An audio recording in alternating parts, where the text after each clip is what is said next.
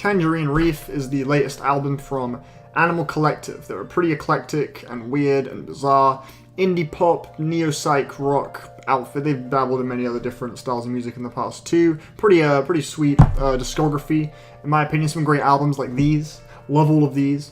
And yeah, man, in my opinion, they've been kind of on a losing streak recently with Painting with Centipede Hurts, with a few pretty lackluster EPs. They just haven't really been able to reach the heights of, what they were doing in the 2000s, since the 2000s. And Tangerine Reef is the latest full-length album from these guys. It's also accompanied with a visual thing too, which I have yet to watch. What I do know is that this album is weird. I don't know what the fuck's going on with this album, man. This shit is crazy. This whole album, it's a pretty ambient experience. It's very soundtrack-ish, a lot of drones, so many drones. Don't expect a My Girls, or a Floridado, or like a fun, catchy single. There's no grooves, no hooks, no nothing. It's a really nothing album. It's incredibly minimal, incredibly skeletal. Nothing really happens much on these songs individually. Like, if you look at the first track, Hair Cutter, which was the lead single to the album, this track, it's just sort of a series of swirling, whimsical drones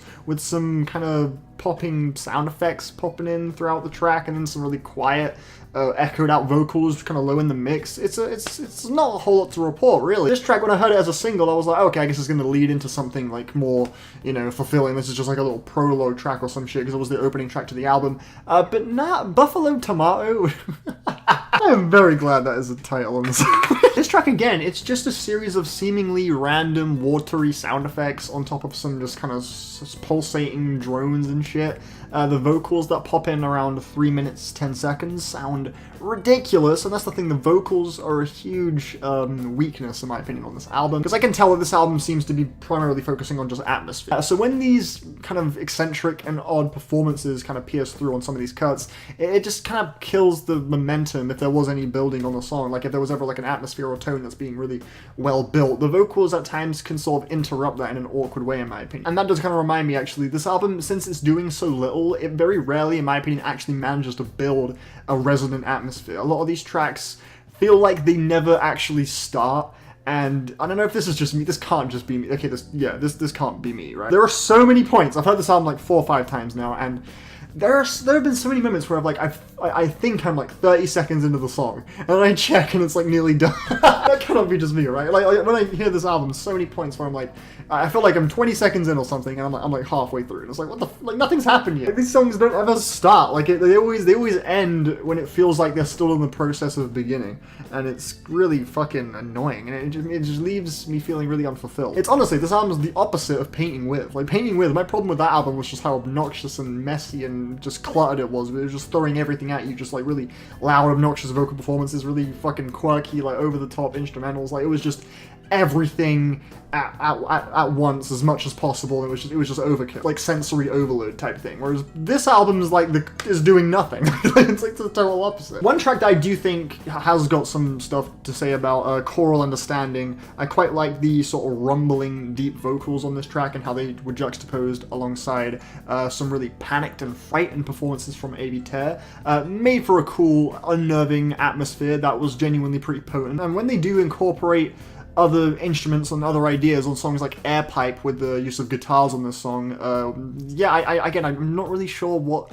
they're trying to achieve with the inclusion of these guitars. Like, they're just doing whatever. Like, it's just really odd. It sounds like trying its hardest to be as formless and as odd as possible, and it makes for a really awkward and uncomfortably unsatisfying listen that I just couldn't grasp anything fulfilling from. Like, as an atmospheric, ambient, just soundtracky album where I'm just listening to it, letting it wash over me, and in that regard, it falls flat as well, because there's so little happening, and it's all just so flat, like nothing, like no atmosphere is really built. There's no tone built at all. It's just really dull to me. However, on this track, Air Pipe, though, there is a pretty steady, coherent build that happens around the 4-minute mark that actually was pretty eerie, so that's pretty cool. But then right after this, we have the song Jake and Me, which is one of the most empty songs here. Like, this track is so tonally limp. Like, it's barely a song. It's just a series of really flat drones, and that's kind of how most of these songs feel. Like the stomping kick on Choral by Numbers, for example. I think that's a kick drum.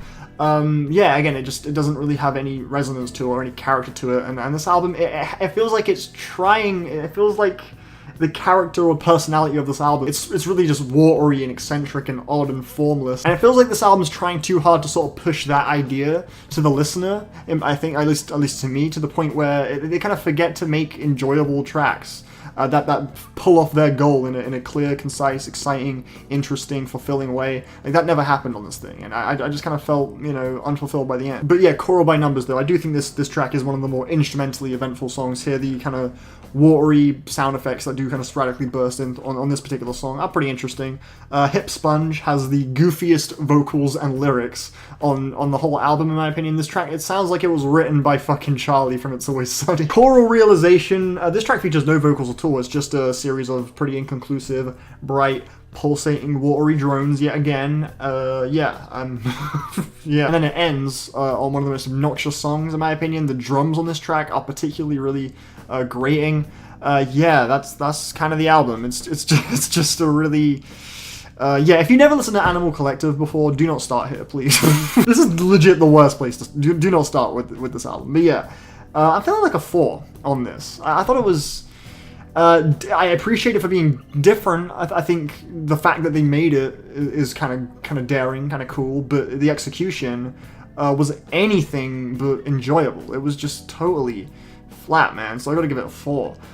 Yeah, again, continuing on their losing streak, in my opinion. I just didn't really get much from it. I mean, I suppose maybe if I watch the audio, the visual accompaniment, sorry, maybe I'll appreciate it a little bit more, but as just a listening experience, as an album, this was fucking weak, man. So yeah, that's how I'm feeling on Tangerine Reef by Animal Collective. Thank you for watching my review. Hope you enjoyed yourself and all that good shit. And yeah, cool.